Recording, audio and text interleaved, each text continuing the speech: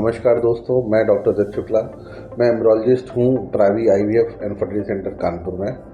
सबसे पहले मैं अपनी medical director doctor Monika Sachdev का बहुत तहे दिल से शुक्रिया अदा करना चाहूँगा, क्योंकि आज जिस टॉपिक पे हम लोग बात करने वाले हैं, मैडम उस टॉपिक पे काफ़ी बोल चुकी हैं और मुझे पता है बहुत हद तक वो चीज़ आपको क्लियर भी होगी। IUI, intra uterine insemination, madam ने उसको क्लिनिकल पर्सपेक्टिव से काफ़ी अच्छा समझाया है।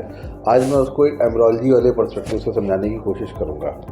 उसमें मेन चीज़ें हैं, IUI में हम सक्सेस रेट कैसे देखेंगे, IUI में सीमेन प्रिपरेशन कैसे होता है, IUI प्रोसीजर कैसे होता है।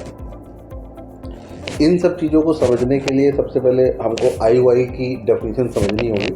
IUI, इंट्रा यूट्राइन इंसेमिनेशन, ज़्यादातर ऐसे लोग जिनमें ट्यूब्स खुली हुई हैं या एग्स में ज़्यादा प्रॉब्लम नहीं आ रही है, थोड़ा बहुत अनियमितता है पीरियड्स की, या हम किसी भी तरीके से उनको मेडिकली ट्रीट कर सकते हैं ताकि उनका एक अच्छा फॉलिकल बने, जो जनरली पीरियड के 13वें-14वें दिन बनता है और जो अच्छी तरह से रप्चर करेगा।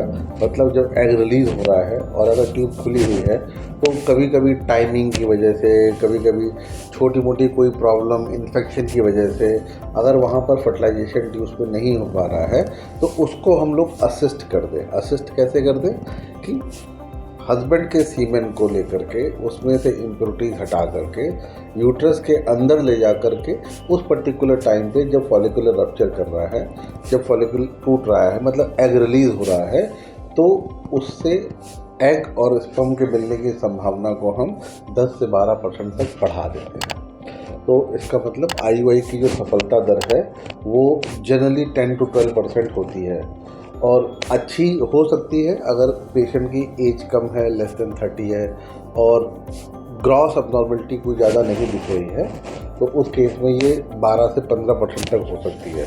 बट अगर कोई ये बोलता है नहीं, IUI में 15 से ज़्यादा परसेंट या 20-30%, कई होते हैं एंथुजियास्ट जो बोल देते हैं, ऐसा कुछ भी नहीं होता।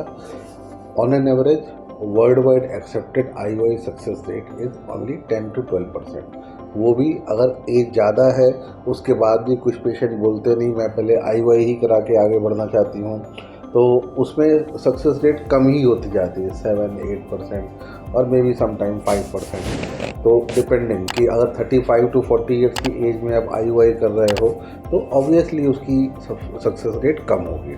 लेस देन 30 ईयर्स में अगर आप कर रहे हो तो ऑब्वियसली रिलेटिवली उसकी सक्सेस रेट ज़्यादा होगी। तो IUI में हम लोगों ने स्पर्म के ट्रैवल डिस्टेंस को शॉर्ट कर दिया।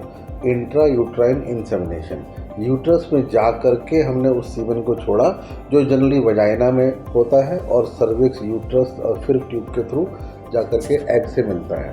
तो स्पर्म की जो ट्रैवल ड्यूरेशन है उसको शॉर्ट करने से उनके फर्टिलाइजेशन, एग के फर्टिलाइजेशन की पॉसिबिलिटी को बढ़ाया और उसकी सक्सेस रेट जनरली 10 से 12% ही होती है। अगले वीडियो में बताऊंगा कि ये स्पर्म जब डालते हैं या सीमेन को प्रोसेस करते हैं तो उसकी क्या टेक्निक होती है। Keep watching.